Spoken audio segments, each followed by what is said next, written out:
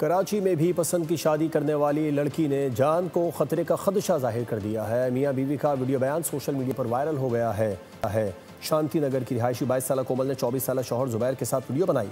इल्ज़ाम लगाया कि पसंद की शादी करने पर घर वाले जान के दुश्मन बन गए। अगवा के झूठे मुकदमे दर्ज कराए जा रहे हैं। वज़ीर आला सिंध तहफ़्फ़ुज़ दिलवाएं।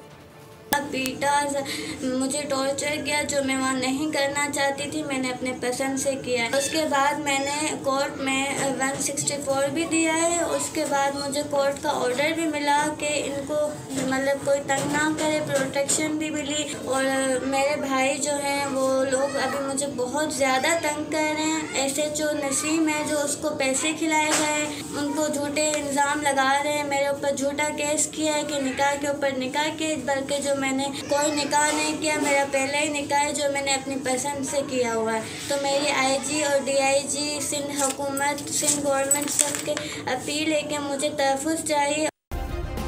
सब्सक्राइब करें और बेल दबाएं ताकि कोई खबर रह न जाए।